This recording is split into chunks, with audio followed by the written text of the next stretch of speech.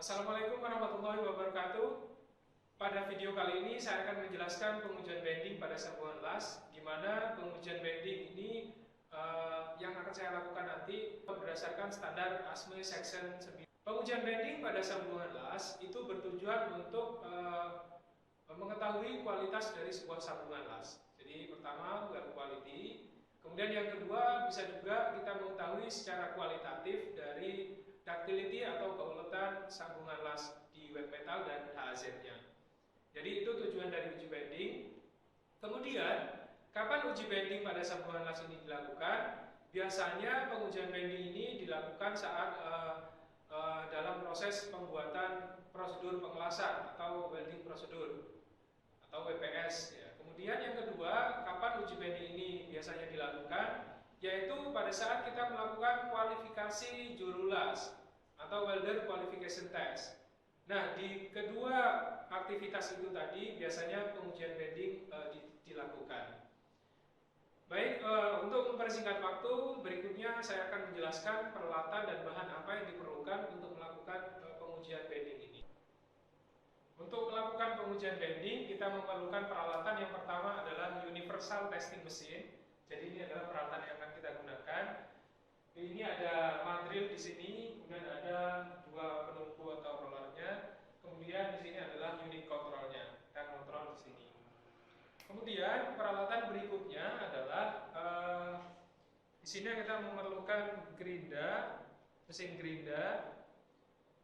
Kemudian yang berikutnya adalah vernier caliper atau jangka sorong. Ini berfungsi untuk mengukur diskontinuitas yang ditemukan nanti setelah diuji. Ada kacamata pelindung, ada ear muff, kemudian ada kaca pembesar, dan ada paint marker. Selanjutnya di sini ada beberapa variasi dari diameter mandril atau bend former.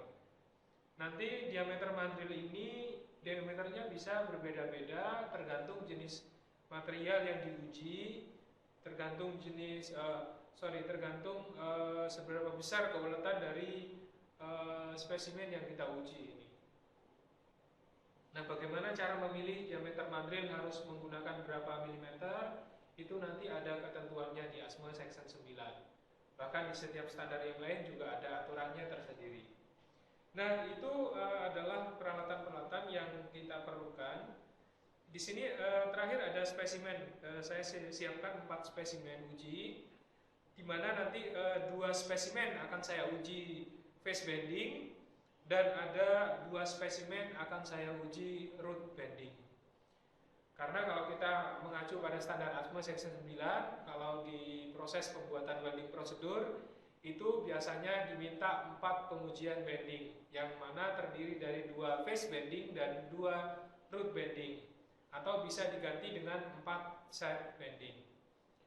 Selanjutnya adalah langkah pengujian. Pertama kali kita lakukan atau kita beri identifikasi pada spesimen uji, spesimen mana yang akan dilakukan uji face bending ataupun root bending.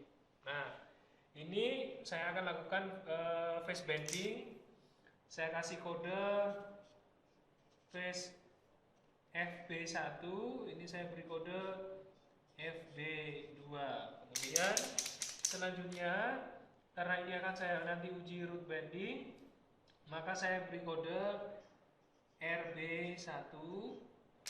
Ini saya beri kode RB2. Nah, langkah berikutnya yang kedua adalah kita mengukur dimensi, terutama ketebalan dari spesimen ini. Ya, kita harus ukur. Ini ketebalannya 9,5 mm. Tentu ketebalannya akan sama karena ini berasal dari satu kupon yang sama. 9,5, 9,5, 9,5. Nah, kenapa kita harus mengukur ketebalannya? Karena nanti ketebalan ini ada kaitannya dengan penentuan diameter mandril yang harus digunakan. Nah, langkah berikutnya, begitu kita sudah memberikan identifikasi dan melakukan pengukuran, adalah menandai area penggerindaan, karena sebelum diuji permukaan yang akan diuji harus digerinda dulu agar permukaannya nanti terlihat jelas dan mudah kita untuk melakukan evaluasi. Karena setelah dilengkungkan kita harus melakukan visual terhadap permukaan cembungnya.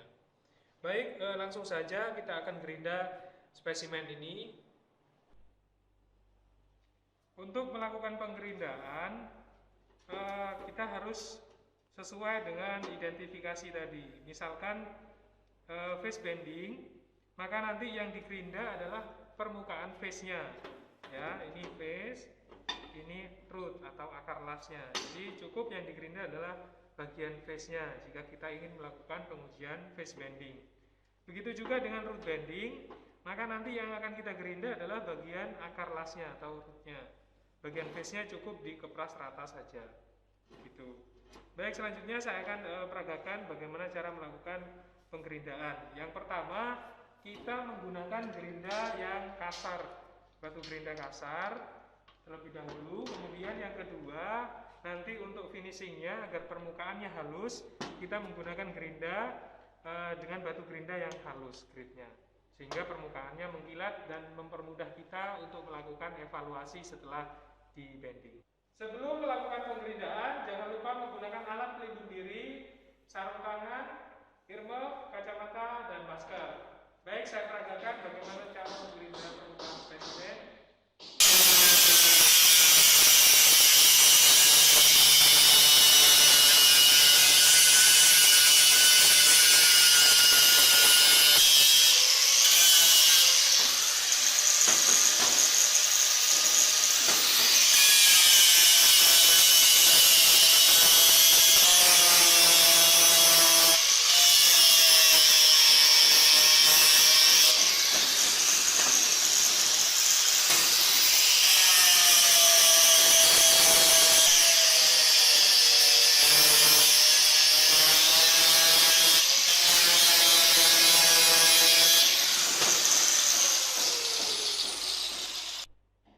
Seperti inilah permukaan spesimen bending yang telah digerinda menggunakan batu gerinda kasar.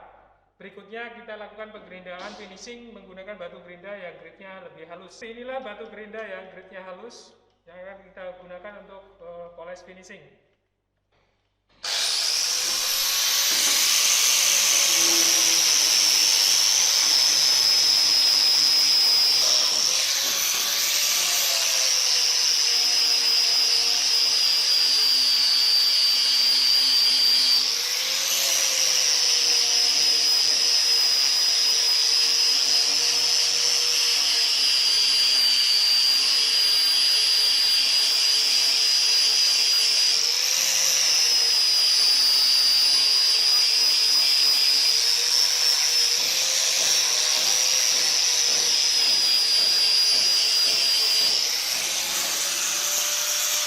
Inilah permukaan spesimen uji yang telah digerinda dengan batu gerinda finishing yang lebih halus.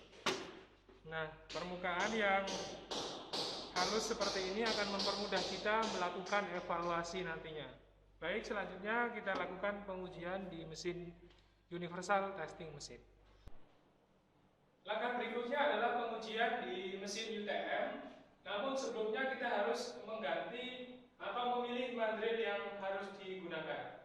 Nah, ketentuan di dalam ASME Section 9 untuk menentukan berapa diameter mandril yang harus digunakan itu bergantung pada jenis materialnya atau P number-nya, kemudian juga bergantung pada besarnya elongation pada material yang akan diuji atau spesimen yang akan diuji. Selain elongation dan jenis material atau P number juga bergantung pada ketebalan spesimennya. Nah, karena jenis material yang akan saya uji ini adalah SA36, di mana SA36 itu adalah P number 1. Di dalam tabel pemilihan diameter mandril, di situ tidak ada P number 1, maka pemilihannya adalah berdasarkan elongation.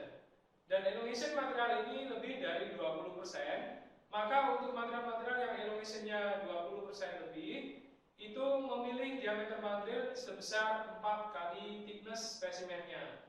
Karena tadi thicknessnya adalah 9,5 mm, maka 9 kali 4, jadi saya harus menggunakan diameter mandril 38 mm. Sementara di mesin ini sudah terpasang mandril dengan diameter 23. Maka saya harus lepas mandril ini, saya ganti dengan mandril dengan ukuran 38 mm. Berikut ini adalah beberapa pilihan diameter mandril yang tersedia. Ada diameter mandril atau bendformer 8 mm, ada 50 mm, ini 90 mm, ini 18 mm, dan ini 38. Karena tadi thickness spesimennya adalah 9,5, maka saya harus pakai 38 mm. Saya akan pasang diameter mandril diameter 38, ini akan saya lepas, saya ganti.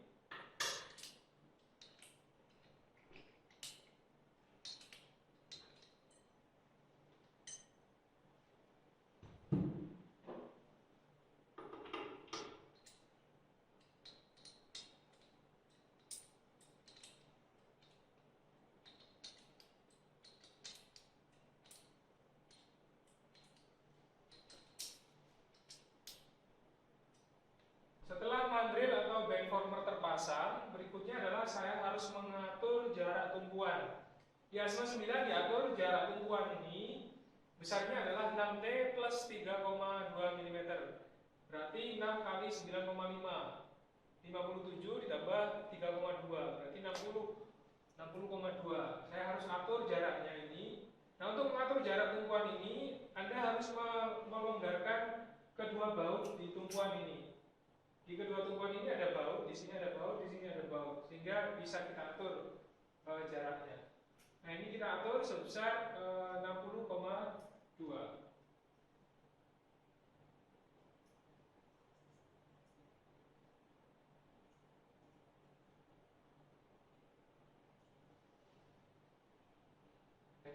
Setelah kita atur jarak tumpuan, kemudian baut kita kencangkan kembali.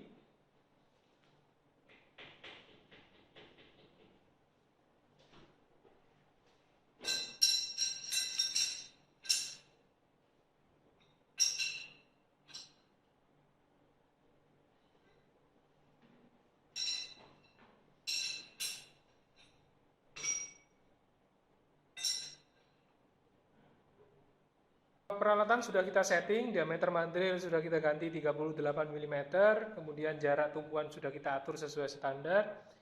Kemudian saya akan lakukan pengujian face bending terlebih dahulu. Nah, ini adalah face bending, permukaan bagian face dari las-lasan sudah digerinda. Ini rootnya, tidak perlu digerinda, hanya satu sisi saja.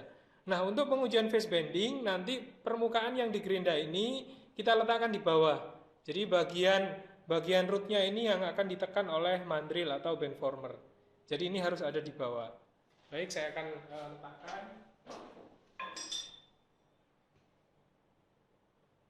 Nah, sebagian sudah diletakkan. Selanjutnya akan saya uji. Saya akan nyalakan mesin ujinya. Kemudian saya akan lepaskan beban secara perlahan hingga spesimen melengkung.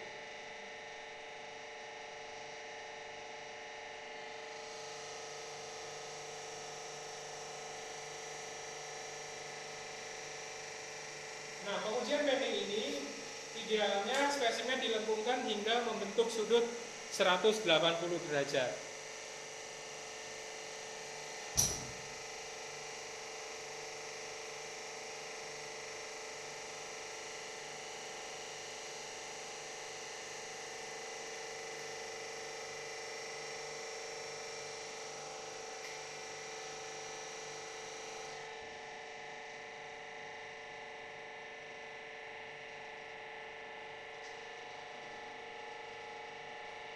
Nah, seperti inilah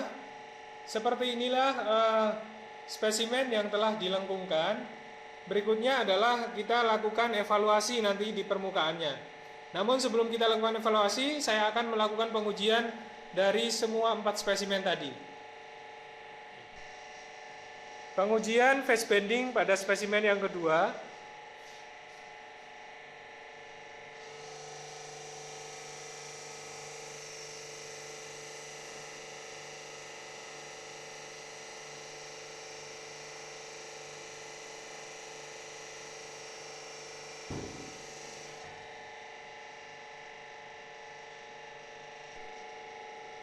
Berikutnya adalah pengujian root bending. Nah, untuk pengujian root bending, permukaan rootnya tadi yang digerinda, sehingga nanti bagian face-nya yang akan ditekan oleh mandril atau bendformer. Jadi rootnya kita letakkan di bawah.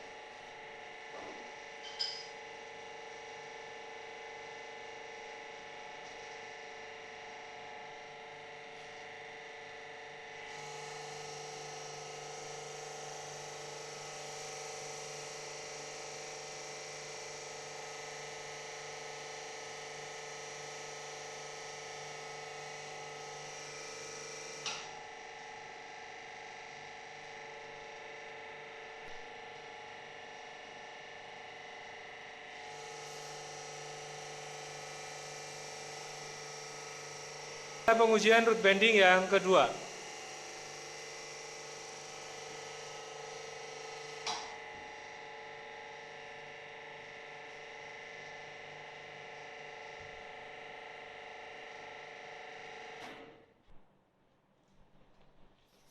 Langkah berikutnya setelah spesimen telah di-bending adalah melakukan evaluasi terhadap permukaan dari spesimen uji bending.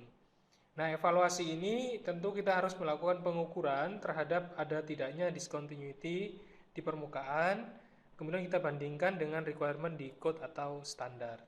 Nah, jika dirasa discontinuity yang ada ukurannya kecil, kita bisa menggunakan alat bantu kaca pembesar seperti ini. Misalkan ini ada discontinuitas open discontinuity, ukurannya kecil, itu bisa kita lihat ada open discontinuity, ini juga ada ya.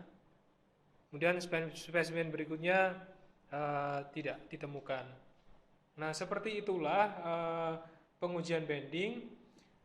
Bagaimana acceptance kriteria di ASME section 9? Di sana dikatakan di QW 163 bahwa permukaan spesimen uji bending di daerah wet metal dan HZ tidak boleh ada open discontinuity dengan ukuran lebih dari 3 mm. Jadi manakala Anda menemukan discontinuity dengan ukuran lebih dari 3, pasti reject. Kemudian manakala terjadi open discontinuity di corner spesimen seperti hal ini adalah open discontinuity yang terjadi di corner nih, di pojok spesimen. Nah, itu dikatakan di sana bahwa hal tersebut diabaikan, tapi apabila ada bukti bahwa open discontinuity yang ada di corner ini karena disebabkan oleh cacat las, misalkan karena adanya incomplete fusion atau slack inclusion, maka di situ tidak boleh kita abaikan, tetap harus kita evaluasi atau kita ukur. Bisa kita ukur, nah kita baca di 1,2. Ya.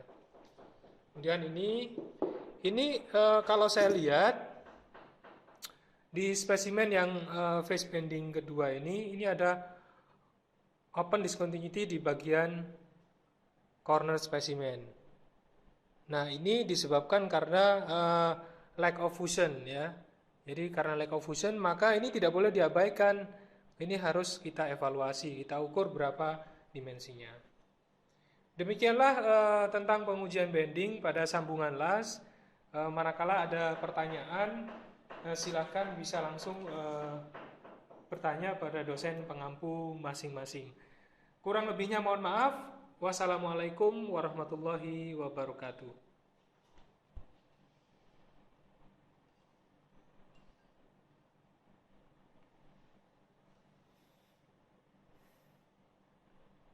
Face bending.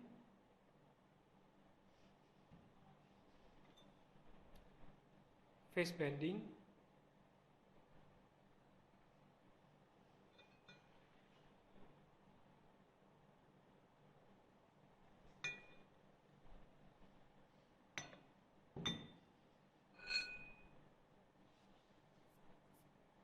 Root bending tidak ditemukan open discontinuity, ini hampir open ya, tapi tidak sampai membuka ke permukaan. Maka ini dikatakan belum open discontinuity karena belum pecah. Kemudian root bending